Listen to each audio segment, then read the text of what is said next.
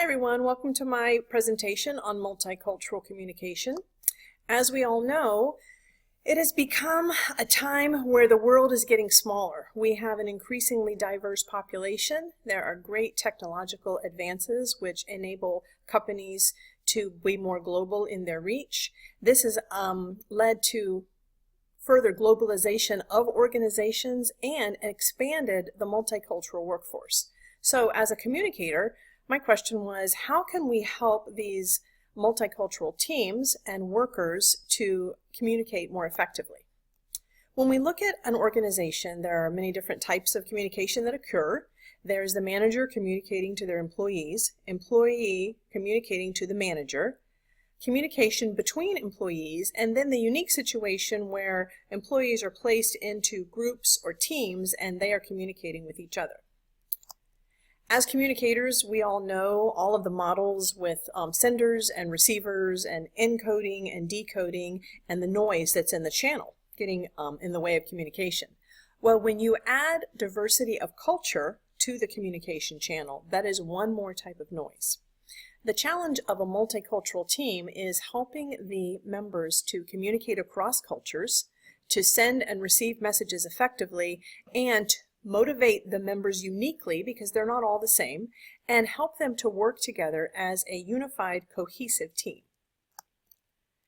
So my research question was this: how can managers motivate workers who are from different cultures and help them to work more effectively as part of a team? The literature review for this was honestly a bit overwhelming. Because of this, I divided it up in 3 sections. The first part is general multicultural communication.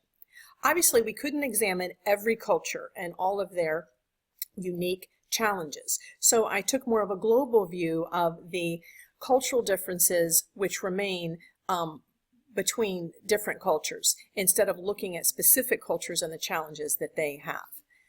The second thing that we looked at in the literature review was something called a work script, which I was not familiar with. A work script is kind of a schema that we have in our memories that is basically our attitude, our work ethic, the way we feel about authority, the way we feel about innovation, and kind of just the patterns that we have for thinking about work. And all of us carry that with us into every work situation, so it's important to know from a communication point of view how that affects workers.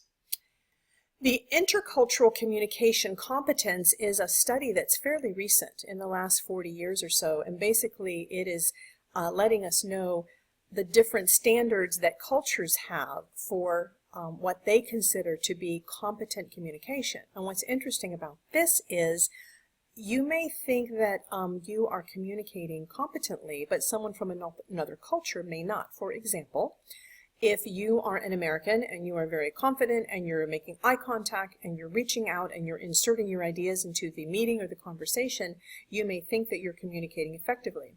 Your Asian counterpart may not think that this is competent communication. They may think that you are being rude and interrupting.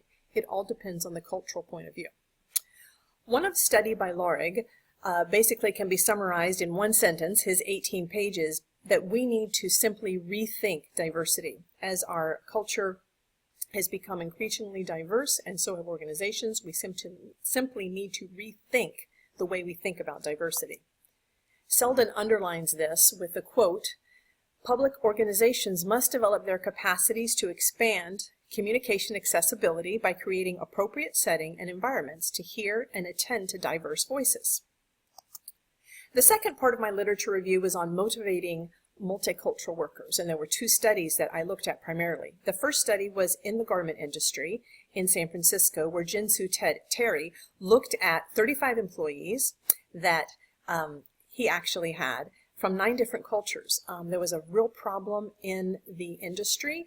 The outputs were not great. There was a lack of trust. Many of the workers distrusted the management. There was language barriers, and so Terry went in and decided to see what he could do about the situation. The answers were to start mentoring, so that the workers were placed with a mentor, either of their culture or of another culture, to help them to be able to understand how to work with others of diverse backgrounds. And then second was team building, where they could see their manager in another light besides just as their manager. By looking at each other as unique individuals, this really turned the company around, increased profits, and made it a fun, safe, and happy place to work. The second study that I looked at as far as motivating multicultural workers was a study based on the work script theory that we talked about earlier. Israeli nationals and workers from the former Soviet Union were working together, and it was not going well. They had completely different cultural views. The former Soviet Union workers were suspicious of management, but had a strong work ethic. The Israelis were confident to speak up, but they were suspicious of the Soviets that they were trying to take their jobs.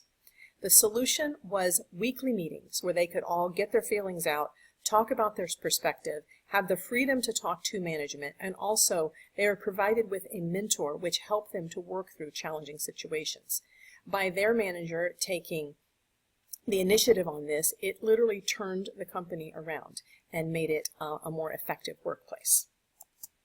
The third part of my literature review dealt with managing multicultural teams. And the positive benefits of a multicultural team, we all know. There's diversity, which leads to creativity and increased output and challenging ideas. The negative aspects are the surface diversity, which is simply you're different than me, deeper cultural diversity, such as work ethics and motivation, and all of these lead to identity fragmentation, which means you're trying to form a cohesive, unified team, but you can't because they don't identify with each other. The third part of a team that I looked at was virtual teams. And if you go back to our original thought about the communication model with the sender and receiver and the noise in the channel, having a virtual team adds another screen to the noise within the channel. Workers are not talking face-to-face. They're talking video chat or over the phone or through email. There is much misconception, misunderstanding, loss of perception, and the face-to-face context is lost. We also found that the teams that were observed reacted differently depending on their unique makeup. So the original hypothesis, in order for an organization to thrive with multicultural teams, managers must be both proactive and informed, instituting training for employees, mentors for teams, and keep the channels of communication open. I found that the results of the literature review were consistent with this. Wendy Adair summarizes it all when she wrote of the need for cultural intelligence of any heterogeneous team. If a team can be taught to function together with other cultures or in culturally diverse settings, this will facilitate understanding, adaptation, communication, and coordination. To close, some ideas for further research came up. We have to look at the individual cultural nuances, basically taking it culture by culture. Secondly, is the people who this is their native language, do they have an advantage as far as knowledge sharing and as far as communication?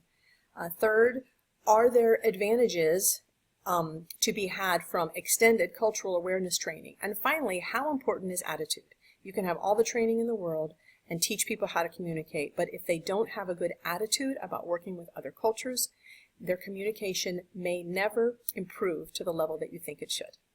Thank you so much, and I enjoyed sharing with you about multicultural communication.